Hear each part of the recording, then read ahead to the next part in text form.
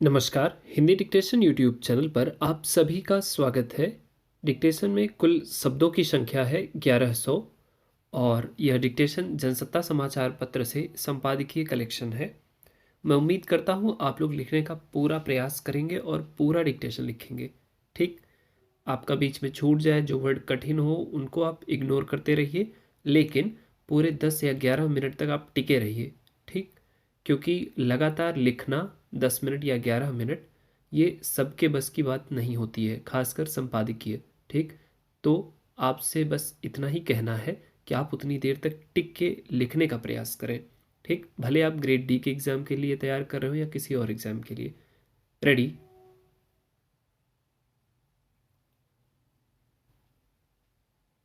पिछले दिनों महिला खिलाड़ियों के यौन शोषण को लेकर जैसा विरोध प्रदर्शन देखा गया, उससे यही जाहिर हुआ कि खेल के मैदान में महिलाओं के सामने कई तरह की अड़चनें खड़ी हैं। हाल में कुछ महिला खिलाड़ियों या प्रशिक्षकों की ओर से यौन शोषण की शिकायतों से उठा मसला अभी किसी हल तक नहीं पहुंचा है कि अब दिल्ली में एक कबड्डी खिलाड़ी ने अपने प्रशिक्षक पर बलात्कार और भयादोहन का आरोप लगाया है। दिल्ली के पास दर्ज मामले के मुताबिक एक महिला खिलाड़ी का कहना है कि उसका प्रशिक्षक न सिर्फ 7 साल से बलात्कार कर रहा था, बल्कि उसने धमकी देकर उससे काफी धन भी ऐंठ लिया। मतलब है कि पीड़ित महिला एशियाई खेलों में देश के लिए रजत पदक जीतने वाली कबड्डी टीम की खिलाड़ी रही है। आम आपराधिक मानसिकता वाले व्यक्ति की महिलाओं के खिलाफ हरकतें छिपी नहीं हैं, लेकिन खेलों की दुनिया में इस तरह की घटनाएं ज्यादा शर्मनाक हैं। सवाल है कि प्रशिक्षक जैसी महत्वपूर्ण जिम्मेदारी को ताक पर रखकर कोई व्यक्ति महिलाओं के खिलाफ अपराधियों जैसी हरकतें कैसे करने लगता है। महिला खिलाड़ियों के यौन शोषण की घटनाएं पहले भी सामने आती रही हैं। कई बार हालात की जटिलता की वजह से कुछ महिलाएं अपने शोषण के खिलाफ बोल भी नहीं पाती। यह कोई छिपी बात नहीं है कि महिलाओं का घर की दहलीज से बाहर निकलकर पढ़ना लिखना और उससे आगे खेलों की दुनिया में अपनी जगह बनाना आज भी किस तरह की चुनौतियों से घिरा हुआ है। होना यह चाहिए था कि अगर कोई लड़की किसी खेल में अपनी काबिलियत साबित करना चाहती है तो उसका हौसला बढ़ाकर न सिर्फ बेहतरीन प्रशिक्षकों के जरिए उसकी प्रतिभा को निखारा जाए, बल्कि देश और समाज के हक में भी उसे एक उदाहरण बनाया जाए। लेकिन अफसोसनाक यह है कि एक पारंपरिक ढांचे के समाज में तमाम अड़चनों से निकलकर किसी खेल में अपने और देश के लिए कुछ करने का सपना पालने वाली लड़की का अपराधी कई बार उसका प्रशिक्षक ही निकल जाता है।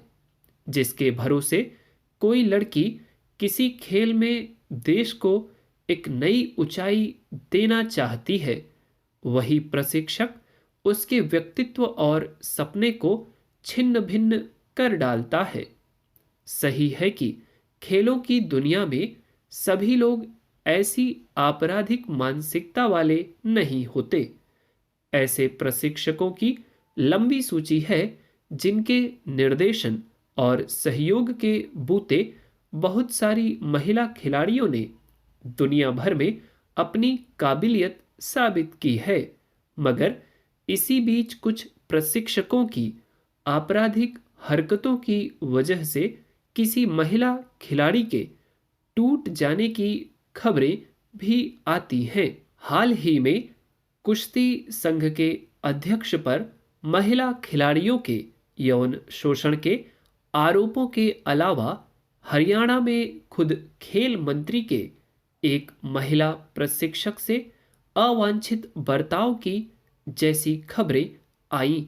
वे बताती हैं कि खेलों के शासकीय तंत्र में व्यापक सुधार की जरूरत है, खासकर अगर कोई व्यक्ति महिला खिलाड़ियों के प्रशिक्षण जैसे जिम्मेदारी से भरे काम में लगाया जाता है तो क्षमताओं के साथ साथ उसकी मानसिकता, प्रवृत्ति और कुंठाओं आदि की जांच परख भी होनी चाहिए। महिला खिलाड़ियों के किसी भी तरह के शोषण की आशंका तक की स्थिति को बर्दाश्त नहीं किया जा सकता, वरना बहुस्तरीय बाधाओं को पार कर किसी खेल के मैदान में आई और इसमें ऊंची उड़ान का सपना देखने वाली लड़कियों का रास्ता मुश्किल बना रहेगा। पुरानी पेंशन योजना लागू करने का मुद्दा अब जोर पकड़ने लगा है। केंद्रीय वित्त राज्य मंत्री ने संसद में बताया कि 5 राज्यों राजस्थान, छत्तीसगढ़, झारखंड, पंजाब और हिमाचल प्रदेश ने नई की जगह पुरानी पेंशन योजना अपनाने के अपने फैसले से केंद्र सरकार को अवगत कराया है। हालांकि इसमें केंद्र उन्हें किस प्रकार की मदद दे सकेगा, इस पर कोई फैसला नहीं हुआ है। फिर भी पुरानी पेंशन योजना लागू होने से संबंधित राज्यों के कर्मचारियों में स्वाभाविक ही उत्साह है। करीब 18 साल पहले नई पेंशन योजना, जिसे राष्ट्रीय पेंशन योजना के नाम से जाना जाता है, लागू की गई थी। तभी से उसे बहाल करने की मांग होती रही है, इसलिए कि नई पेंशन योजना में पहले की तरह मूल वेतन और महंगाई भत्ते के आधार पर पेंशन तय नहीं होती, बल्कि नौकरी के दौरान कर्मचारी के वेतन से जो राशि काटकर जमा की जाती है उसी में से पेंशन दी जाती है। इस तरह बहुत सारे कर्मचारियों को 500 से लेकर 2000 रुपए तक ही पेंशन मिल पाती है।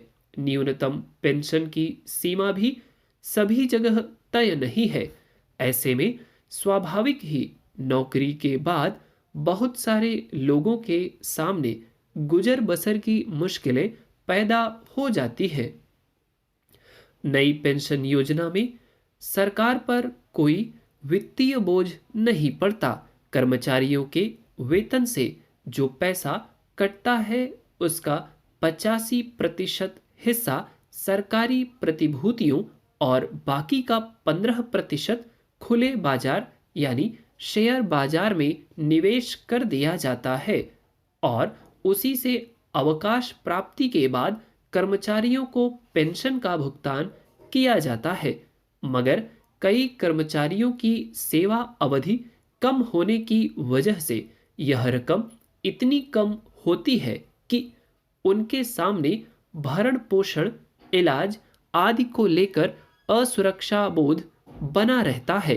कल्याणकारी सरकार की जिम्मेदारी है कि वह सेवा काल के बाद भी अपने कर्मचारियों की सामाजिक सुरक्षा का ख्याल रखे, मगर नई पेंशन योजना में वह मकसद ही खत्म हो गया। इसलिए कर्मचारी पुरानी पेंशन योजना लागू करने की मांग करते रहे हैं।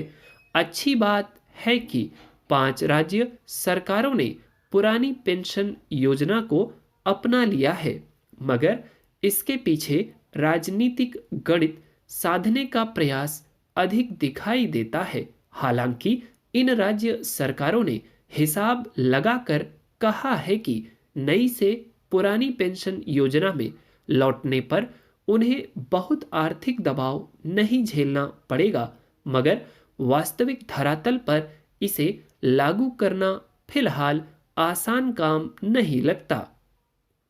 दरअसल पेंशन राज्य सरकारों का विषय है, इसीलिए जब नई पेंशन योजना लागू हुई तो पश्चिम बंगाल सरकार ने उसे नहीं अपनाया। अब जिन राज्यों ने पुरानी योजना पर लौटने का प्रयास किया है, उन्होंने इसे अपना चुनावी वादा बनाया था, या उनका मकसद आने वाले चुनावों में इसे भुनाने का है। मगर तकनीकी अड़चन यह है कि नई पेंशन योजना के तहत काटा गया कर्मचारियों का अंशदान प्रतिभूतियों में लगा हुआ है और करार के तहत उसे राज्य सरकारें एक साथ वापस निकाल नहीं सकती। ऐसे में उन्हें पुरानी पेंशन योजना के तहत अपनी तरफ से काफी धन खर्च करना पड़ेगा। फिर इसमें लगता नहीं कि केंद्र सरकार कोई मदद करेगी। इसलिए देखने की बात है कि राज्य सरकारें इसके लिए धन का प्रबंध कहां से और कैसे करती हैं। अगर वे इस दिशा में सफल होती हैं तो निस्संदेह दूसरी सरकारों पर दबाव बनेगा। कर्मचारियों की सामाजिक सुरक्षा को लेकर लोगों का भरोसा भी बढ़ेगा। उम्मीद करता हूँ डिक्टेशन आपने बहुत अच्छे से लिखा होगा।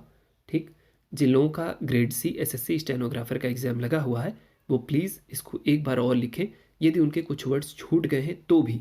ठीक, और जिनका ज़्यादा छूटा और एग्ज़ाम लगा है उनको प्लीज़ 2 बार 3 बार रिपीट करना चाहिए, या वो इस डिक्टेशन को 2 बार 50-50% करके लिखें। ठीक, लिखें पढ़ें लिखें पढ़ें, यह प्रक्रिया करते रहें। ठीक, इनमें जो वर्ड्स हैं वो काफ़ी कॉमन है। ठीक, बस स्पोर्ट्स वाला जो पहला वाला डिक्टेशन है इसका वो थोड़ा अजीब आपको लग सकता है, कुछ नए वर्ड्स उससे मिल सकते हैं। बाकी इसमें पेंशन योजना, पेंशन निधि, यही सब चीज़ें हैं, तो ये कोई बड़ा मैटर नहीं है, मतलब अजीब मैटर नहीं है, कॉमन है काफ़ी। ठीक है, स्टेट्स के नाम इसमें आपको ध्यान रखने हैं, कैसे लिखना है शॉर्ट हैंड में जल्दी में, और लॉन्ग हैंड में किस तरीके से शुद्ध स्टेट्स के नाम लिखने हैं, राजस्थान, छत्तीसगढ़, झारखंड, पंजाब, हिमाचल प्रदेश इत्यादि। ठीक, एक शब्द है कुंठाओ। ठीक, इन पे ध्यान रखिए, और इसी तरीके से बाकी आप अपने हिसाब से वर्ड्स को छांटिए और उनको अलग से लिस्टिंग कर लीजिए जो आपको डिफिकल्ट लग रहे हो। ठीक, मैं उम्मीद करता हूँ डिक्टेशन आपने बहुत अच्छा लिखा होगा, और चैनल पे यदि आप नए हैं तो प्लीज़ आप सब्सक्राइब कर लेंगे। वीडियो आपको अच्छी लगी होगी तो आप अवश्य है कि लाइक कर लेंगे। कोई सुझाव होगा तो मैं उम्मीद करता हूँ कि आप लिखेंगे ज़रूर। ठीक है, उस पर विचार किया जाएगा और उसको जैसा भी होगा लागू किया जाएगा। That's all, thank you.